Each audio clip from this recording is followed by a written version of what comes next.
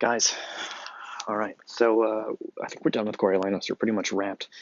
Mhm. Um, the only thing I mean, the only last thing to kind of point out um, about what happens in the play is the way that Shakespeare builds these threads through the play so that you can have one moment that has sort of more than one meaning or more than one relevance.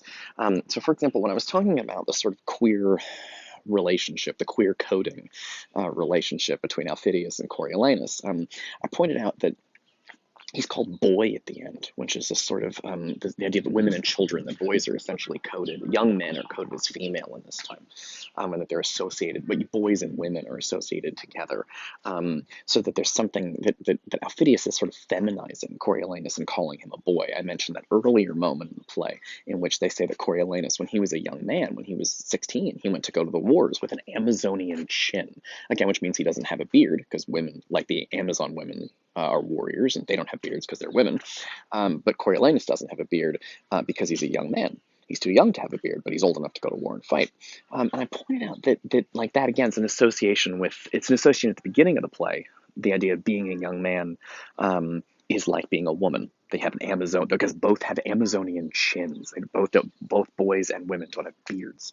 And we mentioned beards were a big thing in Macbeth with the witches and the sort of the power and the masculinity that's suggested by beards. So that at the end of the play, when Aufidius rejects Coriolanus by calling him a boy, um, there's something kind of feminizing about that, which is complicated in their sort of queer-coded relationship, and like, what does that mean?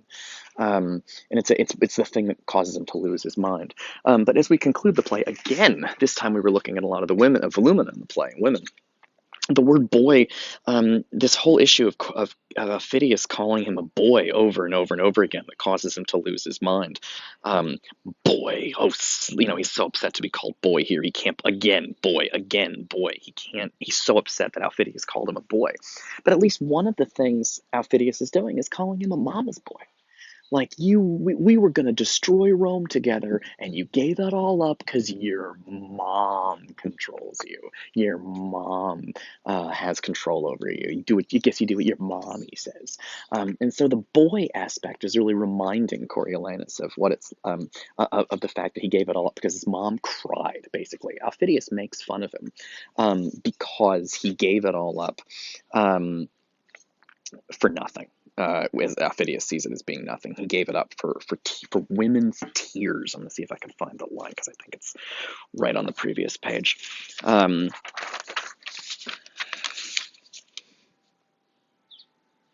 There we go. I'm sorry, I have it. Bottom of page 35. If you go, I didn't think I would find it that quickly. At the bottom of page 35, this is just one page before the end of the play.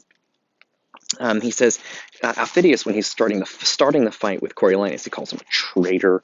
And he says to him, he tells his other soldiers, "You lords and head of the state, perfidiously he has betrayed your business and given up for certain drops of salt your city Rome. I say your city." To his wife and mother, breaking his oath and resolution like a twist of a rotten silk, never admitting counsel of the war, but at his nurse's tears he whined and roared away your victory.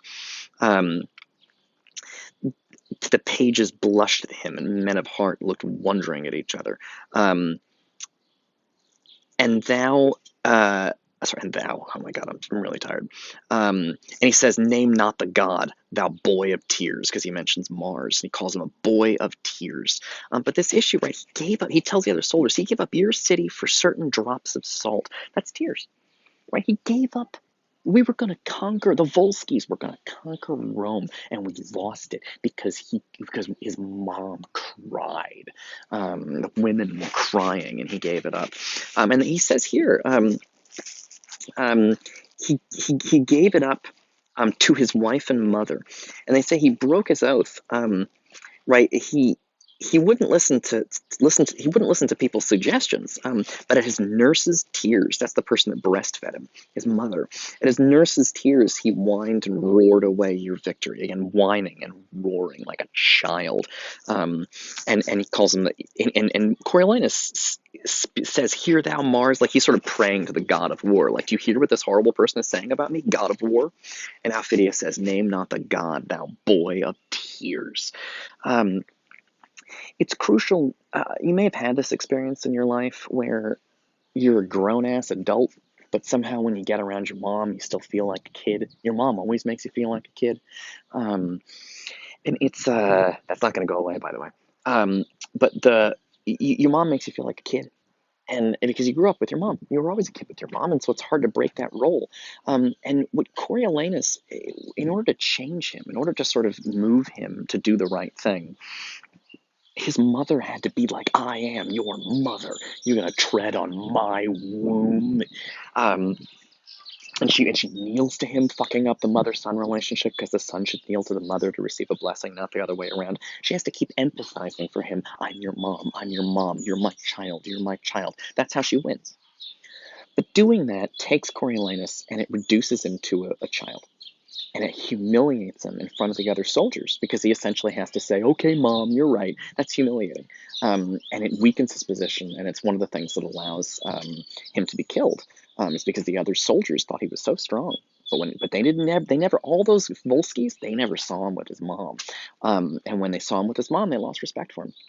And they're able to kill him because of that, because his mother needed him to relent, but to relent is to show weakness, and he can't show weakness in front of those soldiers. But he did for his mom. He did what his mom asked him to do. He tries his hardest, but it ultimately destroys him, and it's why Aufidius chases him around with, "You boy of tears. You gave it all up to the woman who breastfed you. You gave it all up, to women's tears convinced you. You boy, you boy, you boy." Because he's been reduced to a child. It's interesting also to think someone very famous said about Coriolanus, um, that he is somehow both the god of war and a huge fucking baby.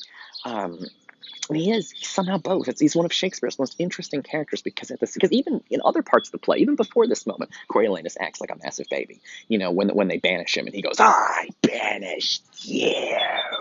It's a very childish. It's like a teenager would yell before slamming a door. Um, and Coriolanus has always been kind of a huge baby, but also the most dreadful, terrifying soldier who's ever lived. I mean, just an absolute warrior, just a god of warriors. And Shakespeare's created this just kind of fascinating character.